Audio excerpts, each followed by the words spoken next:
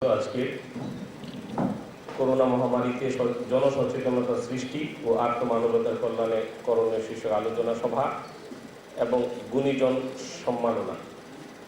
প্রথমেই আমি শ্রদ্ধার সাথে স্মরণ করি হাজার বছরের শ্রেষ্ঠ বাঙালি জাতির জনক বঙ্গবন্ধু শেখ মুজিবুর রহমানকে।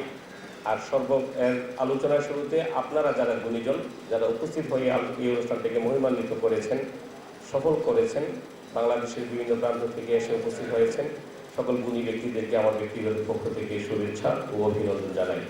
সম্মানীয় সভাপতি অ্যাডভোকেট মনির হোসেন, প্রধান অতিথি হিসেবে উপস্থিত আছেন সাবেক মন্ত্রী, বিশিষ্ট রাজনীতিবিদ, আলোকিত মানুষ, আমার অত্যন্ত ভালো লাগার ভালোবাসার একজন প্রিয় ব্যক্তিত্ব, যিনি স্পষ্ট কথা বলেন, সত্য কথা বলেন, ন্যায় কথা বলেন। যারা আপনারা ওনাকে চেনেন, যারা আপনাকে জানেন এবং যারা ওনাকে নতুন চিনছেন, তাদের গাথার্থে বলতে চাই একজন ভালো মানুষ এম নাজিমুদ্দিন আল আজাদ। উনি দুটি মন্ত্রণালয়ের মন্ত্রী হিসেবে দায়িত্ব পালন করেছেন, সৌভাগ্যবান মানুষ। অন্যান্য অতিথিবৃন্দ আর যারা আমরা এখানে এসেছি, এম.এইচ. আরমান এবং আতাউল্লাহ খান, উপস্থিত সুধী মণ্ডলী, সাংবাদিক ভাইরা। আলোচনা অনেক লম্বা। করোনা মহামারীতে জনসচেতনতা সৃষ্টি। করোনাটা আমাদের এমন বন্ধু হিসেবে আমাদের কাছে এসে জেগে বসেছে। এই করোনা যে কি জিনিস, এটা কি বায়বীয় নাকি এটাকে কোনো চোখে দেখা যায়, এটার কোনো অস্তিত্ব আছে না অস্তিত্ব নাই, আসলে কিন্তু আমরা সত্য পুরাটাই ধোঁয়াশা। এখন পর্যন্ত আমি নিশ্চিত করে বলতে পারি করোনা কি এটা কেউ নির্ণয় করতে পারে না। অনুমান নির্ভর ঔষধ চলতেছে, ভ্যাকসিন চলতেছে। আমিও দুটো ভ্যাকসিন নিয়েছি। আমি কি নিশ্চিত যে আমাকে আর করোনা ধরবে না? যারা ভ্যাকসিন দিচ্ছে, যারা বিশেষজ্ঞ, তারা বলছেন যে ভ্যাকসিন নেওয়ার পরেও করোনা ধরতে পারে। যারা একবার নিয়েছে তার দ্বিতীয়বার নিলেও ধরতে পারে, দুইবার নিলেও ধরতে পারে, না নিলেও ধরতে পারে। ঘরের মধ্যে যারা বন্দী আছে তাদেরকেও ধরতেছেন, যারা বাইরে দৌড়াচ্ছেন তাদেরকেও ধরতেছেন না। তা আসলে করোনাটা কি? তো করোনা নিয়ে জনসচেতনতা, আমি মনে করি জনসচেতনতা অবশ্যই আমাদের লাগবে, সাথে আমাদের ইমানি শক্তিও লাগবে। ইমানি শক্তি লাগবে। এখানে আমি জানি না সবাই মুসলমান কিনা, অন্য ধর্মেরও থাকতে পারে। সুতরাং স্রষ্টার প্রতি যাদের অগাধ বিশ্বাস আছে, যে সৃষ্টিকর্তা, আমি মুসলমান হিসেবে আমাকে সৃষ্টি করেছেন, আপনি হিন্দু, আপনাকে সৃষ্টি করেছেন, যিনি বৌদ্ধ খ্রিস্টান আপনাদেরকে সৃষ্টি করেছেন। সৃষ্টিকর্তা সকলেরই একজন। হয়তো আমি মনে করি আল্লাহ, আপনি মনে করেন ভগবান, আরেকজন মনে করেন ঈশ্বর, আরেকজন মনে করবেন গড, হোয়াটএভার ইউ লাইক, কিন্তু সৃষ্টিকর্তা কিন্তু একজন। সৃষ্টিকর্তার যে অপার মহিমা, অপার যে ক্ষমতা, এই করোনা হলে সেই ক্ষমতার একটা নিদর্শন, এটা মানতে হবে আমাদের। দেখুন, যারা ঘরের মধ্যে সারাক্ষণ, একজন নারীর কথা আপনারা জানেন, আমার বিষয়ে আপনারা সবাই সেই নারীটার নাম জানেন, কি তসলিমা নাসরিন। সে নাকি যেদিন থেকে পৃথিবীতে করোনার নাম শুনেছে, সেদিন থেকে যে গৃহবন্দী হয়েছে, সে নাকি ঘরের বাইরেও যায় নাই, বাইরের কাউকে ভিতরেও আসতে দেয় নাই। শুনছেন এই নিউজটা, দেখছেন? সে বলছে যে আমি তো ঘর থেকেও বের হইনি, আমার ঘরে কাউকে প্রবেশ করতে দিই নাই। এবং সেই একমাত্র ব্যক্তি চ্যালেঞ্জ করে বলেছে আমি আমার ঘরে কাউকে ঢুকতেও দিইনি। বলছে অনলাইনে অর্ডার করে সব এনেছে, আর ঘরের মধ্যে সে বন্দি দেখছে। বলছে তাকেও নাকি করোনা ধরেছে। এই করোনা তাকে চিনলো কিভাবে? হ্যাঁ, বিড়াল ছিল। তাহলে করোনা ইচ্ছা করলে বিড়ালের মাধ্যমে আপনার মধ্যে ঢুকাই দিতে পারবি না? তাহলে আমাদের চাইতে হবে আল্লাহর কাছে, আল্লাহ রাব্বুল আলামিন আমাদের হেফাজতে রাখুন। দেখুন, সারা পৃথিবীর মধ্যে সবচেয়ে ঘনবসতি যে কয়েকটা দেশ, তার মধ্যে বাংলাদেশ অন্যতম। সর্বপ্রথম যখন করোনার কথা আমরা শুনি, আমি ব্যক্তিগতভাবে ধরে নিয়েছি আমি তো মরবই, কিন্তু এই বাংলাদেশের মানুষের যে বেহাল দশা হবে, তা থেকে আমরা কিভাবে রক্ষা পাবো। একজন এমপি, তিনি আমাকে বলেছিলেন যে গত বছর যখন করোনা শুরু হয়, তখন ইরি খেতে কিন্তু ধান ছিল। উনি বলেছিল যে ধান যদি না কাটা যায়, তাহলে মানুষ মনে হয় ঘাস খেয়েও বাঁচতে পারবে না। আল্লাহর কি কুদরত, এই করোনার মধ্যে সমস্ত ধানগুলো কৃষকরা কিন্তু গড়ে তুলেছে। কিছু নাটকও হয়েছে, নাটক হয়েছে না? নাটক হয়েছে না? মোকাভিনয় হয়েছে, নাটক হয়েছে, অনেক হার্ড মেকআপ করে, হেভি গেট আপ নিয়ে, টাই স্যুট পরে ধান কাটার দৃশ্য আমরা ছবিতে দেখেছি। এগুলোকে আমি তীব্র নিন্দা ও ধিক্কার জানাই। তাদেরকে নিন্দা জানানোর ভাষা আমার নেই।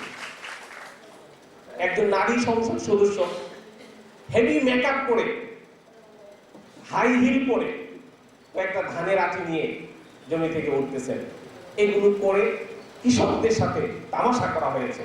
আবার প্রকৃত পক্ষে অনেক রাজনৈতিক কর্মীরা অনেকের ধান কেটে দিয়েছে, তাদেরকে আমি সেলুট জানাই, তাদেরকে সাধুবাদ জানাই। শুনুন, একজন খারাপ বলে সবাইকে খারাপ বলা যাবে না, আর খারাপ থাকলে তাকে ভালো বলা যাবে না।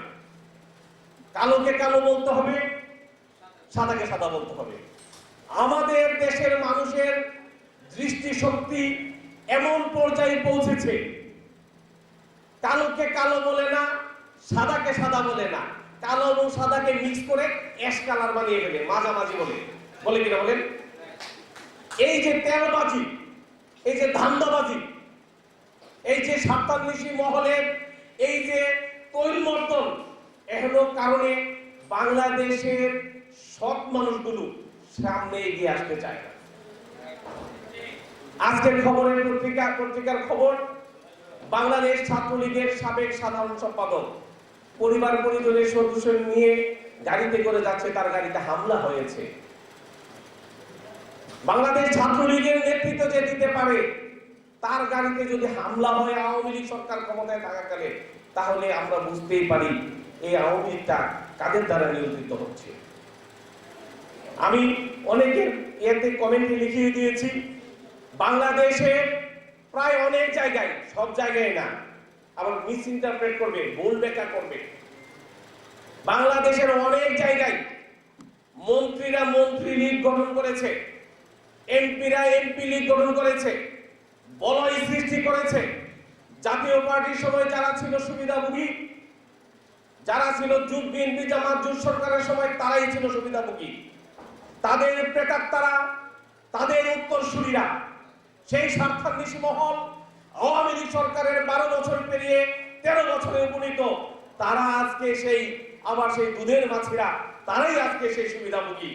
আওয়ামী লীগের তৃণমূলে ত্যাগী বঞ্চিত যারা আমাদের দুঃসময়ে দুর্দিনে রোদে পুড়ে বৃষ্টিতে ভিজে পুলিশের লাঠি পেটা খেয়ে আওয়ামী লীগের পতাকা বহন করে বেরিয়েছে, শেখ হাসিনার মুক্তি আন্দোলনে যারা জীবন বাজি রেখে যুদ্ধ করেছে, আজকে তাদের খবর নাই।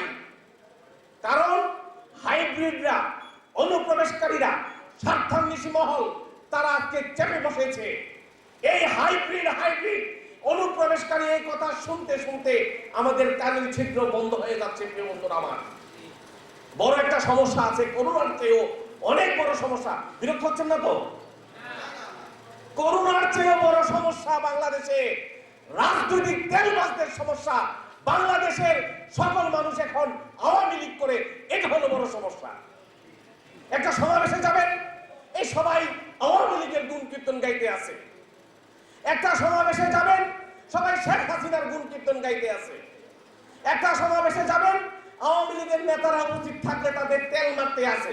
আচ্ছা, মানুষ হিসেবে কাজ করলে ভুল হবে, এটাই তো স্বাভাবিক।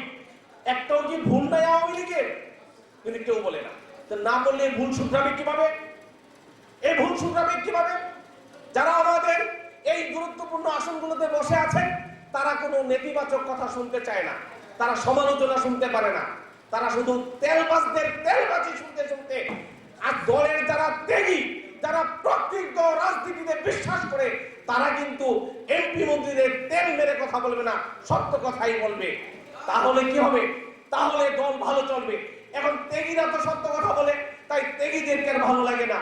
ভুগীরা তো সত্য কথা বলবে না, ভুগের পণ্য হিসেবে, ভুগের জন্য তারা তেল মেরে কথা বলে আওয়ামী লীগকে 12টা নয়, 13টা নয়, 14টা বাজিয়ে ফেলতেছে। এই জন্য আমাদেরকে, আপনাদেরকে অনুরোধ করব, বাংলাদেশের বিভিন্ন প্রান্ত থেকে আপনারা যারা এই সুন্দর বেঞ্চ লাগিয়ে বসে আছেন, আপনারা এই সমাজের বিবেকবান মানুষ, আপনাদের যোগ্যতা আছে বলেই এই সংগঠন আপনাদেরকে সিলেক্ট করেছে। এই সমস্ত অনুষ্ঠানাদি নিয়েও সমালোচকরা সমালোচনা করবে, বলবে এখানে ক্রেস্ট বিতরণ হয়, এটা হয়, সেটা হয়। আমি তাদের তীব্র প্রতিবাদ করে বলতে চাই, যারা সমাজের গুণী ব্যক্তি, কবি বলেছেন যে দেশে গুণের কদর নাই সে দেশে গুণী জন্মায় না। আমি বিশ্বাস করি আপনারা যারা এখানে উপস্থিত হয়েছেন এই সম্মাননা নেওয়ার জন্য, আপনারা সকলেই যার যার সমাজে যার যার অবস্থানে গুণী ব্যক্তি, প্রতিষ্ঠিত ব্যক্তি, আপনাদেরকে সম্মাননা দেওয়ার জন্য এই সংগঠনকে আমি কৃতজ্ঞতা ও ধন্যবাদ জানাই।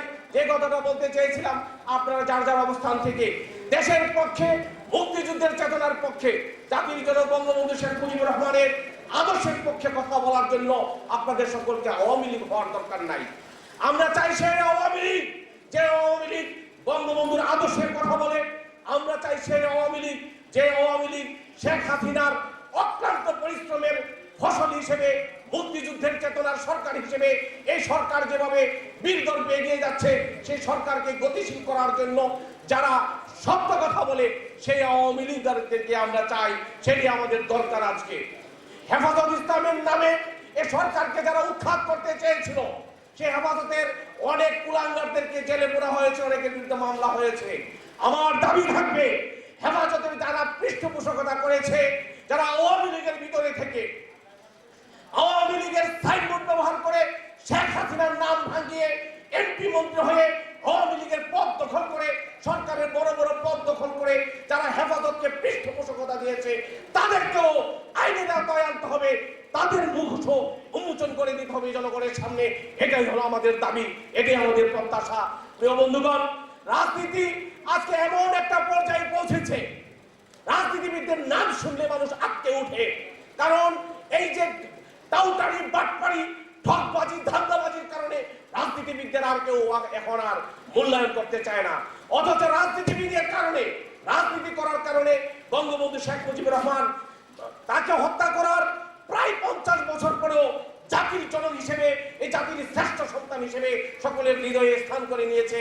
তিনি কোনো চাকরিজীবী হিসেবে নয়, কোনো ব্যবসায়ী হিসেবে নয়, একজন রাজনীতিবিদ হিসেবেই তার আজকে এত বড় আসন।